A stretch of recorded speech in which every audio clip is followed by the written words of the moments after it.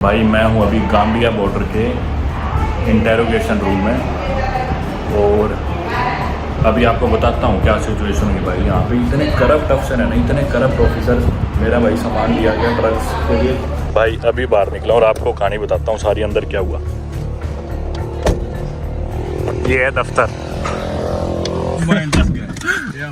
They are crazy people. Crazy people, man. For no reason, they just wanted to waste our time. भाई अब कर गए हम Senegal enter, Gambia रह गया पीछे। भाई इमिग्रेशन वाले तो बहुत सही थे, जाते स्टैंप होगी 2 मिनट में पासपोर्ट पे।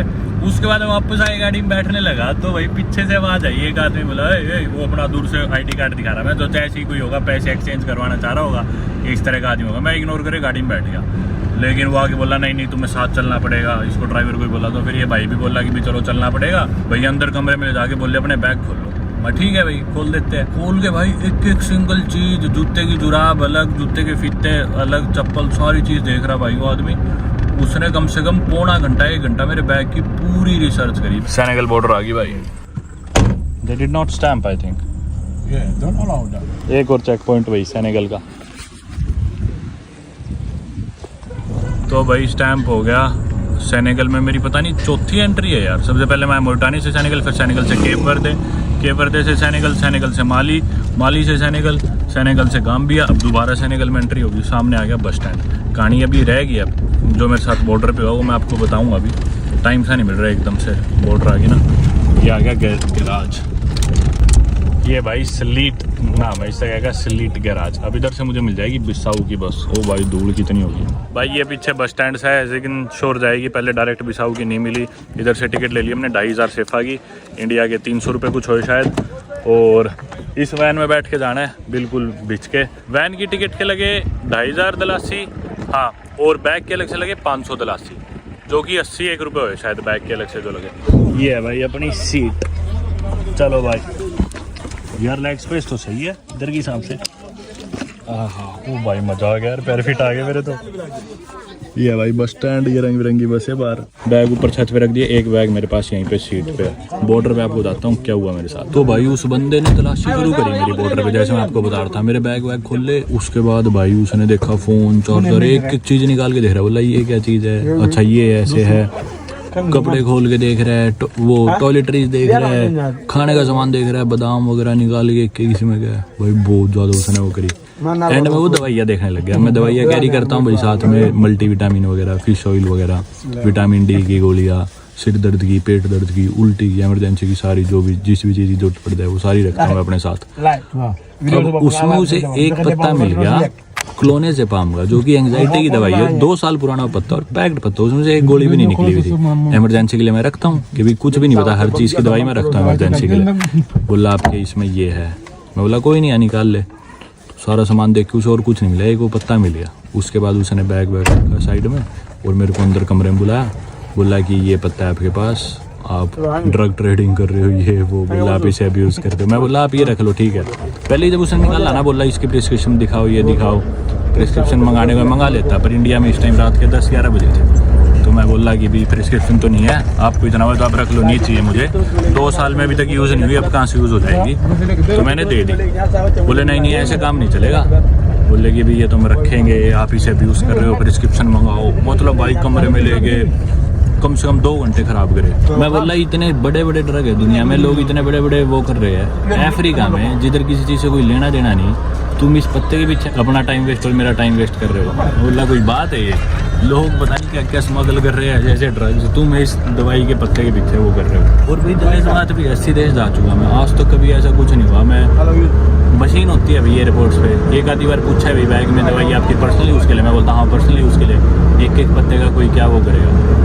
बोला कि भी नहीं, हमारा लॉ ये कहते हैं, मेरे को कागज़ दिखाने लग गया पैसे लेने के चक्कर में। बोला हमारा लॉ ये कहते हैं कि भी अगर आपके पास प्रिस्क्रिप्शन ही है ना तो आप उस चीज़ को अब्यूज़ कर रहे हो। मैं बोला एक पत्ता है, वो पत्ता भी बंद है, एक गोली इसमें से निकली नहीं, 2 साल पुराना पत्ता है, मैं इसे अब्यूज़ कैसे कर सकता हूँ, मेरे को ये बताओ। बोला नहीं अब आपके ऊपर हमारा लॉ लागू होएगा। मैं बोला तो फिर आप मुझे अरेस्ट करना चाहते हो, चलो कर लो। मैं बोला कर लो, जो भी लॉ वगैरह लगाना है लगा लो, मैं तैयार हूँ। भाई मेरे को कमरे में बिठाए रखा कई देर, फिर बोलने की भी अब हम लंच पे जा रहे हैं, टाइम वेस्ट करा, बहुत ज़्यादा पैसे लेने की पूरी वो। पर मुँह से नहीं बोल रही क्योंकि वो समझ गए भाई उनके पास कोई खास रीज़न तो बैग में ऐसा बेफालतू में उस बंदे के थ्रू मेरे से पैसे लेना चाह रहे थे और मैं इस बात पे चिढ़ गया भाई ये क्या मतलब है इतना टाइम वेस्ट करना और इस बात को तुम ऐसे पोर्ट्रे कर रहे हो। फिर बहुत चली बहस। फिर इतने मैंने नवामपुर को पुलिस के प्रिस्क्रिप्शन दिखाओ आप तो इसको अब्यूज़ करते हो। मैं बोला रात को कहाँ से प्रिस्क्रिप्शन मंगाऊंगा। फिर नवामपुर को मैंने फ़ोन करा यात्री डॉक्टर को। मैं बोला भाई ऐसे ऐसे बात है जल्दी प्रिस्क्रिप्शन भेज। उसने प्रिस्क्रिप्शन भेजी दवाई की, मैंने वो दिखाई। उसके बाद भी वो पैसे लेना चाहते पर वो समझ गया अभी इसके पास सारे हुए हैं ये देगा नहीं। फिर भाई किसी तरह वहाँ से हम निकले और बॉर्डर क्रॉस करी। 2 घंटे ख़राब हुए भाई। गाम्बिया के ऑफिशियल्स ने हमारा भी इतना टाइम वेस्ट करा, झूठे इल्ज़ाम लगाने की कोशिश करी और भाई बहुत परेशान करना सहता हूँ। और फाइनली चल पड़े सेनेगल से हम जाने लग रहे ज़िगनशोर जो कि एक और शहर है। ज़िगनशोर से मैं एक और मैल लूँगा फिर पहुँचूँगा रात को बिसाऊ। पता नहीं अब रात को किस टाइम पहुँचेंगे। दोपहर के अभी 3:30 बज चुके हैं वहाँ पर। उन्होंने 2 घंटे ख़राब कर दिए। 3:30 पौने 4 हो गए। पता नहीं कब ज़िगनशोर पहुँचेंगे और कब मैं Bissau पहुँचूँगा।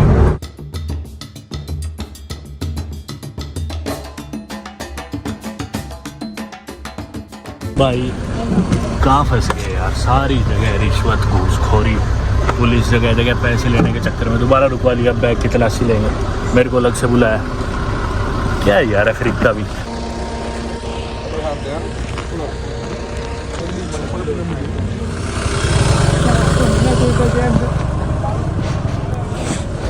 Every time they want to just check the bags. भाई साहब हर कुछ ही मीटर बाद रोक लेंगे। अब की बारी तो मैंने एक चीज़ ठीक करी, अपने ना पैसे छुपा लिए जेब में, वरना बैग में से पैसे निकाल देते हैं। कुछ नहीं बताया इनका। कुछ जुराबों में डाल लिए पैसे, क्योंकि बैग खोलते ही इन्हें पैसे दिख जाए नोट ही अपने पास रख लेते। कुछ नहीं बताओ यहाँ पे। ये भाई नदी पार करते ही पता नहीं यार ये नदी है जो भी है। अब हम एंटर करके ज़िगनशोर शहर। यहाँ से उम्मीद है अपने को आगे बिसाऊ की बस मिल जाएगी, पर यार शाम होगी ऑलरेडी। फिर से चेक पॉइंट आ गया पुलिस का यार, जगह जगह परेशान कर दिया। मेरे को देखते ही अलग से रुकवा लेते हैं। भाई अफ्रीका में बाई लैंड ट्रैवल करना भी अलग ही एक एक्सपीरियंस है। सही बताऊँ ये एक्सपीरियंसेस और चैलेंजेस दुनिया में कहीं नहीं मिलेंगे, जो स्पेशली अफ्रीका में भी वेस्ट अफ्रीका में मिलेंगे आपको बाई लैंड ट्रैवल करने में। ओ भाई साहब ज़िगनशोर आगे, शाम होगी। अब मैं कंफ्यूज हूँ। मैं सोच रहा हूँ यहाँ रात बिताऊँ या आगे चल पड़ूँ। मैं टाइम ख़राब भी नहीं करना चाहता, तो रिस्क ले लेके आगे चलने का। चलो सोचते हैं अभी। ये आ गया ज़िगनशोर। ठीक लग रहा है शहर तो। सेनेगल वैसे ठीक डेवलप्ड है। डकार सिटी तो बहुत ही ज़्यादा डेवलप्ड है, जो इनकी कैपिटल आपने पिछली वीडियोस में देखा होगा। ये शहर भी सही लग रहा है, देखो ना। आगे भाई बस स्टैंड और इतने लोग चिपट के बाहर शीशों से आगे। कोई कह रहा है स्कूटर ले लो, ये ले लो, वो ले लो। मेरे साथ वाला भाई मेरी मदद कर रहा है, कह रहा है ना इसे तंग ना करो। खाली होगी वैन तो भाई ये कैसी पुरानी गाड़ियाँ खड़ी कर रखी है यहाँ पे। ये अबैंडन्ड है, पता नहीं यूज़ में है भी गाड़ी है नहीं। बस स्टैंड आ गया इनका। छोटी छोटी यहाँ पे खूब सारी मिनी वैन्स है।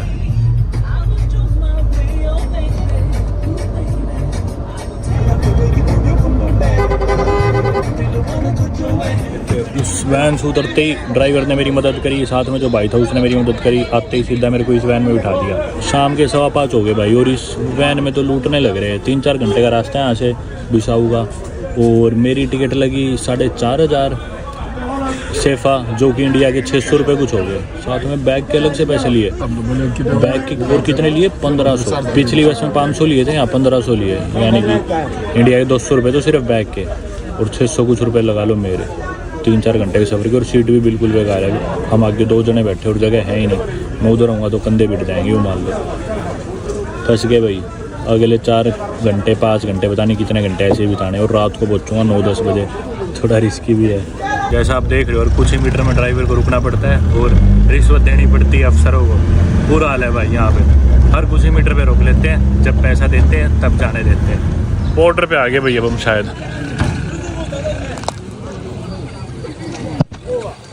हमारी वैन पीछे खड़ी होगी पेट्रोल पंप पे, और हमें पैदल चल के बॉर्डर पार करनी है। वो मेरे ख्याल हमें अगले कोने पे मिलेगा।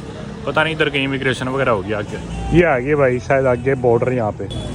भाई देखना यार, मैक्सिको की एग्जिट स्टैम्प थी 25 दिसंबर 2022। इसके ऊपर ही एक और स्टैम्प मार दी। अच्छे पागल है यार, हद है। मतलब पिछली स्टैम्प खराब कर दी मेरी। यार स्टैम्प के लिए बुरा लग रहा है मेरे को यार थोड़ा, क्योंकि स्टैम्प सिर्फ यूँ नहीं है कि भी पासपोर्ट पे एक वो चीज़ है कि भी एंटर कर गया निकल गया। अपने लिए ट्रैवलर्स के लिए याद होती है एक।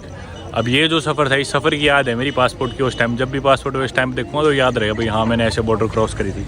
ऐसी ये मैक्सिको वाली स्टैम्प थी। मैंने बाय रोड निकल के ग्वाटेमाला में एंटर करा था पिछले साल 25 दिसंबर को। पिछली स्टैम्प भी ख़राब कर दी, आज वाले सफ़र की स्टैम्प भी ख़राब कर दी। गुस्सा आ रहा है मेरे को उस पे, ऑफिसर पे। हम भाई सीधे आगे चलते जा रहे हैं, वैन की सवारी वो वहीं पीछे है, चेक पोस्ट है वहाँ पे। चलो यहाँ से तो एग्जिट होगी, ये खड़ी अपनी वैन, चल के बैठते हैं। इनके पास तो आईडी थी, इनको नहीं जरूरत वीज़ा वगैरह की। यहाँ पीछे खोखे पे रुक गए थे लोग, तो वैन यहाँ पे आगे लगी है साइड में। मेरी कौन सी है बिसाऊ का वीज़ा, मैं आपको बताना भूल गया। बाकी गिनी बिसाऊ का वीज़ा मैंने पीछे गाम्बिया कैपिटल बांजुल से ही ले लिया था। सेरेकुंदा में है उनकी एम्बेसी जाके ले लिया था, और उसी टाइम मिल गया था, तुरंत आते पौने घंटे में। वो भी वैसे थे वहाँ पे थोड़ा रिश्वत के चक्कर में, पर मिल गया था। और अभी तक ज़रूरत नहीं पड़ी, आगे अभी बिसाऊ की इमिग्रेशन आनी बाकी है, वहाँ पे वीज़ा वो चेक करेंगे। मैंने एक गलती तो ये कर दी, मैं शर्ट पहनाया तो सारे मेरे को सोच रहे कोई पैसे वाला आदमी है, इसलिए सारे मेरे डबल चिपक रहे आज।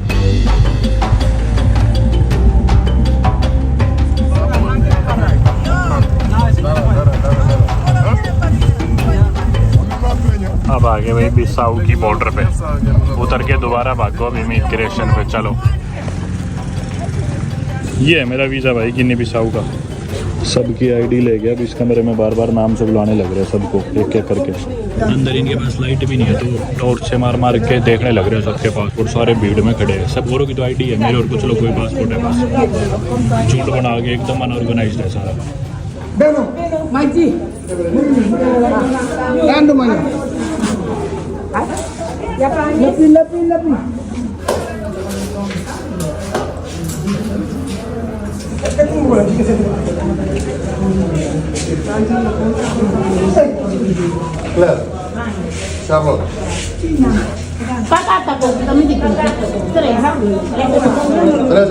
भाई अभी बताता हूँ क्या कहानी हुई। मेरा पासपोर्ट इन्होंने जमा कर लिया और पासपोर्ट वापस नहीं दिया, बोले कि रिश्वत दोगे तभी यहाँ से जाने देंगे।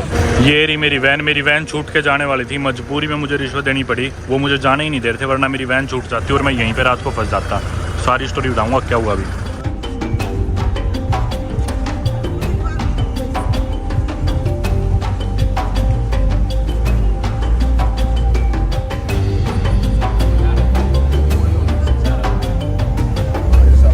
रास्ते की हालत इतनी ख़राब है भाई, पता नहीं कब पहुँचूँगा कब नहीं। पूरा रास्ता ऐसा है, ये देखो बहुत बुरे हालात है यार यहाँ की सड़कों के। तो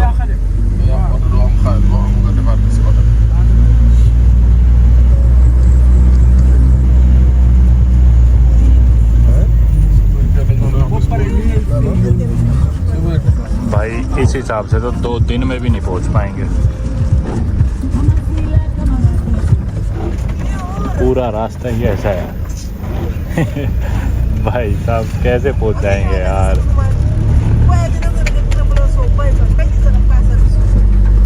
ये देखना पूरा रास्ता ऐसा है, मतलब मानो सड़क तो एग्जिस्ट करती नहीं, दोनों तरफ जंगल है, सिर्फ जंगल के बीच में ये कच्चा सा रास्ता जो कि पूरा टूटा फूटा है।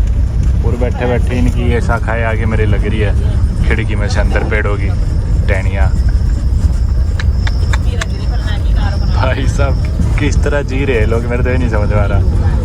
पता नहीं भाई क्या मन में इनके, कुछ मीटर चलते ही फिर रोक लिया अफसरों ने यहाँ पे तलाशी के लिए। भाई इस हिसाब से तो ये पहुँचने ही नहीं देंगे, ऐसे ही पागल बनाए रखेंगे सारा रास्ता। इतनी तलाशी, इतनी जगह हो यार, हद होगी।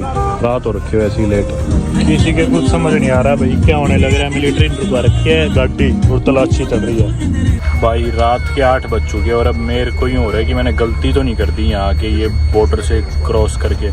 12 बजे का निकला हुआ हूँ, 8 घंटे ऑलरेडी हो चुके, पता नहीं आगे 4, 5, 6 घंटे कितने लगेंगे। रात को पता नहीं किस टाइम अफ्रीका, वैसे भी बहुत डेंजर है, स्पेशली वेस्ट अफ्रीका में हूँ मैं, पता नहीं कब पहुँचा जाएगा क्या होगा भाई। छोड़ इन मिलिट्री वाले पकड़ रखा है भाई, गलत फंस गया यार। अब थोड़ा यूँ रियलाइज़ होने लग रहा है मैं क्या कर रहा हूँ। 1.5 घंटा हो गया भाई, परेशान हो लिया, पता नहीं कब छोड़ेंगे कब जाने देंगे। 8:30 पौने 9 तो यहीं बज गए। अभी आगे 125 किलोमीटर का सफ़र हो रहा है और रोड का जो हिसाब किताब उस हिसाब से तो पहुँच रही है भाई साहब चल पड़े यार, जान में जान आई। बिल्कुल ही हालत ख़राब कर दी थी आज तो इन्होंने। थोड़ी देर में सड़कें सुनसान हो जाएगी बिल्कुल, पहले इतनी लेट हो गए, 9 बज रहे रात के। 300 मीटर चले थे फिर रुकवा लिया पुलिस ने। अभी कोई बुल्ला करके टाउन आ गया भाई, और पागल कर दिया इनने भाई पुलिस वालों ने। मेरी ज़िंदगी में इतने चेक पॉइंट नहीं देखे मैंने जितने आज अब रुकवा लिया मैंने।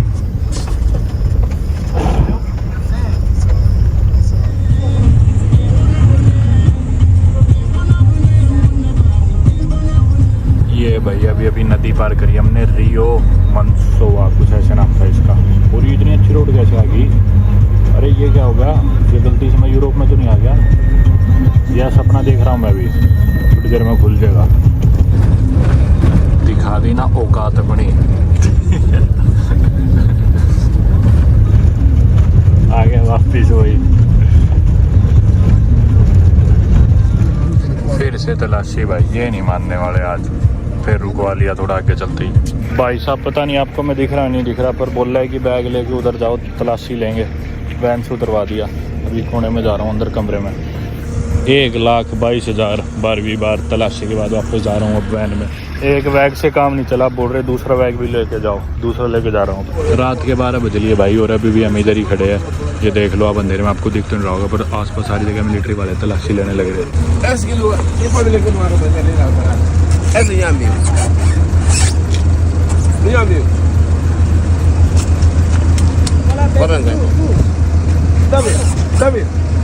What do you want? What do you want from me? No, I want to check. But I say you are my brother. No, they're already checked. You don't have to worry. Don't worry. No, I know that I'm nothing, but they don't check. Don't worry. भाई साहब पीछे से Indians आ गए, बचाव हो गया बताता हूँ। If he's your friend, then This talk to man him. know me. Listen, this man know me. This is big man in Bissau. If he knows Nobody you, disturb this man. then talk to him if he knows me. Why are you Yeah, talking of to me? course. This man is a big man in Bissau. Yeah. Hey, You are also big man here. big man. Okay. This is big man. You are small man? No. I gonna be small man. This man is big man. चलो भाई जैसा आपने देखा सुबह से चला था, कितना परेशान हो चुका था। मैं तो उम्मीद ही खो चुका था कि मैं आज पहुंचूंगा भी या नहीं पहुंचूंगा। बिल्कुल परेशानी में, हर कुछ ही देर में मिलिट्री रुकवा लेती थी, बैगों की तलाशी। अभी मेरे बैग लेके गए, फिर वापस छोड़ा, फिर दोबारा बुला लिए, दोबारा तलाशी ली, और ऐसा पता नहीं कितने चेक पॉइंट्स हुआ है भाई। मैं मतलब परेशान हो चुका था। मैंने गूगल मैप से देखा तो 5-6 घंटे का रास्ता दिखा रहा था, गाम्बिया से बांजुल से यहाँ तक का, बिसाऊ तक का। मैंने सोचा होगा भाई 5 के 6 लग जाएंगे, 6 के 6.5 या 7 हो जाएंगे, लेकिन भाई ये नहीं पता था कि 12-13 घंटे लग जाएंगे, और अभी तक लग चुके। अभी भी मैं पहुंचा नहीं हूँ डेस्टिनेशन में। मेरी किस्मत अच्छी थी भाई, जो उधर उन्होंने रोक के रखा इतनी देर तक। पहली बार अच्छी किस्मत थी कि इतनी देर रुकने पे मैं मान रहा हूँ कि भी चलो ठीक हुआ, क्योंकि बाई चांस ना कि गाड़ी आई टोयोटा की लैंड क्रूजर परेडो, ये गाड़ी आगे पीछे रुकी, और हमारी जो वैन थी ना उसमें रखे हुए थे टायर बड़े बड़े। वो टायर उतर के इस गाड़ी में रखे गए, और इस गाड़ी में से उतर गए 2 इंडियंस देख के मेरे को भी थोड़ा सा यूँ हुआ, कॉन्फिडेंस सा आया कि भी चलो ठीक है, अपने देश के लोग दिखे। उनकी नज़रें मेरे पास भी पड़ी, बोले क्यों वैन में तंग हो रहा है, गाड़ी में अब मेरे को बिठा के बोले मैं छोड़ता हूँ, कहाँ जाना है, और पूछा कि भी खाना खाना है क्या। मैं बोला खाना तो ऐसा ही है, फ़ोन बैग में जो भी है थोड़ा बहुत मैं खा लूँगा। बोले नहीं मैं घर लेके जाऊँगा, इंडियन खाना खिलाऊँगा तेरे को। तो वही सही बता रहा हूँ, इतना बड़ा रिलीफ है ना। पूरे दिन से आपने देखा कितने चैलेंजेस थे आज की पूरी जर्नी में। बॉर्डर पे भी जब मैं आपको बता रहा था कि भी मैं पासपोर्ट लेके, जैसी वैन में जितनी भी सवारी थी सबके पासपोर्ट लिए। पासपोर्ट तो खैर मेरा ही था, बाकी सबकी लोकल आईडीज़ थी, क्योंकि सारे यहीं के लोकल सिटीजन थे, या तो बिसाऊ के या फिर उधर सेनेगल के थे। सबकी आईडी लेके कमरे में चले गए। इधर ना लाइट की बहुत दिक्कत है, इलेक्ट्रिसिटी इनके पास है नहीं, शायद इन्होंने टर्किश एक छोटी शिप सी है उससे जनरेट करते इधर बिसाऊ में। यहाँ पे क्या एक शिप लगा हुआ है टर्की की तरफ से। हाँ टर्की की तरफ से प्रॉपर 24 आवर्स लाइट है यहाँ पे, कोई इशू नहीं है लाइट। अच्छा कोई, पर वो जो थे ना पुलिस चेक पॉइंट पे, तो एक छोटा सा CFL बल्ब था, और टॉर्च मार के सबके पासपोर्ट रह गए। वो है इंटीरियर एरिया, गांव का एरिया। हाँ गांव का एरिया, बॉर्डर वाला। शहर में देखो आप, देखो ये बिल्डिंग देखो, पूरी लाइट चल रही है। हाँ इधर तो खैर दिख रही है कोई लाइट। issue नहीं है लाइट का, यहाँ पे 24 आवर्स लाइट है। अच्छा पहले नहीं होती थी, आज से 7-8 साल पहले लाइट पानी कुछ। तो आप कैसे करते थे तब बिना लाइट के? जनरेटर लगा रखे थे? सोलर जनरेटर अच्छा एडजस्ट करते थे। ठीक ठीक, अभी सब चीज़ अब है। तो भैया ऐसे ही रहा, फिर वो पुलिस वाले टॉर्च मार के देख रहे, आपने देखा, उन्होंने सबकी आईडी लौटाई गए। जो लोकल थे उन्होंने किसी ने छोटी मोटी रिश्वत दी होगी तो दी होगी, पर मोस्टली की दे दी आईडी अंदर कमरे में जाके। मेरा पासपोर्ट था तो मेरा बचा के रखा कि इसको अलग से एंड में लुटेंगे। तो एंड में जब सारे बार चले गए, फिर कमरे में मेरे को बुलाया, तो बोले ये पासपोर्ट, मैं बोला हाँ। स्टैंप नहीं मारी, मेरे पास वीज़ा वगैरह सब कुछ था, मैं गाम्बिया एम्बेसी से वीज़ा लेके आया था, पर स्टैंप नहीं मारी। बोले कि भाई 5,000 लगेंगे। बोला पर मेरे पास तो वीज़ा है, किस चीज़ के लगेंगे? बोले नहीं लगेंगे। मैं बोला 5,000 तो नहीं है, देखो मेरे पास पासपोर्ट अंदर रख लिया। बोले ठीक है तो जाओ, मतलब कि पासपोर्ट ही नहीं देंगे, मेरी वैन छूट जाएगी। अब उन्हें पता है मेरी मजबूरी है। फिर 2000 में किसी तरह सेटलमेंट हुई, फिर वहाँ से पासपोर्ट लिया, चले बॉर्डर से। उसके बाद इतना ऊबड़ खाबड़ रास्ता, वही सीट भी कुछ ऐसी थी, वैन वालों को रुकवाते भी ज़्यादा, और थोड़ा मैं दिखता था बाहर का, तो मेरे बैग्स अलग से तलाशी लेते थे, पता नहीं किस चक्रों में जो भी। पर भाई बहुत ही ना सही बताऊँ, आज का दिन वेस्ट अफ्रीकन जर्नी का जो था ना, मेरा सबसे चैलेंजिंग था, जो बाय रोड मैंने अभी तक कंट्रीज क्रॉस करी है। सबसे हेक्टिक दिन था आज मेरा सही में। और वो तो चलो ठीक है, आप मिल के किस्मत अच्छी थी, नहीं वहाँ जाके रात को जुगाड़ करता, पता नहीं क्या होता क्या नहीं। वो ढूंढता, टैक्सी वाला ढूंढता मैं कोई, वो वहाँ छोड़ता, उसके साथ माथा मारता। अच्छा ये कंपनी आपकी है? एपी ट्रेडिंग के नाम से। अच्छा भाई बहुत ही सही बता रहा हूँ, रिलीफ हो गया सही में, क्योंकि टैक्सी वाला भी लूटता भी तो मेरे को, आप नहीं आते तो सारी जगह लूटता।